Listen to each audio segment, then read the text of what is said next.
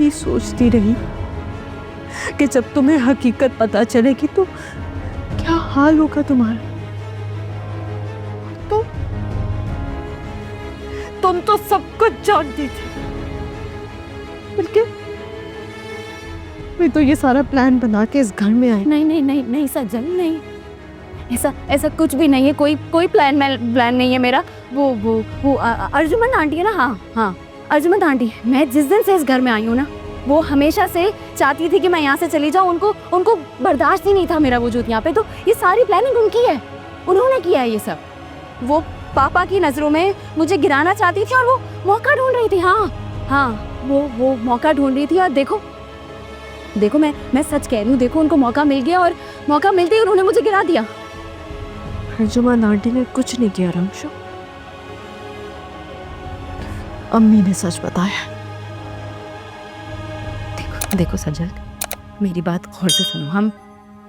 हमें सही गलत के चक्कर में पड़े ना तो बात बहुत लंबी हो जाएगी। सही क्या है गलत क्या है ये सब छोड़ दो, सच क्या है झूठ क्या है ये सब छोड़ दो। सज्जल, तुम अगर कोई है इस घर में तो वो तुम हो। तुम मेरा साथ दो, तुम मेरी मदद करो प्लीज। देखो तुम ही कुछ कर सकती हो मेरे लिए, प्लीज मेरे लिए कुछ करो। तब कुछ नहीं हो सकता, सब पर हकीकत खुल चुकी है रामचो। तुम्हारे पास कोई रीजन नहीं है इस घर में रहने का। रीजन है, बिल्कुल है। मैं तुम्हें बताती हूँ क्या रीजन है। रीजन है पापा रीजन है। पापा देखो, मैं वाकई में मैं उनसे बहुत मोहब्बत करने लगी हूँ। मुझे उनकी मोहब्बत और उनकी शफकत की आदत हो गई है। मैं नहीं रह सकती उनके बगैर। मान लेने से पराये रिश्ते अपने नहीं हो जाते। देखो सज्जन, प्लीज सज्जन, मैं तुम्हारे आगे हाथ जोड़ती हूँ। प्लीज मुझे यहाँ से नहीं जाना, प्लीज। मैं कुछ नहीं कर सकती रमशा, तुम्हारे पास इस घर में रहने का कोई जवाब नहीं है। देखो तुम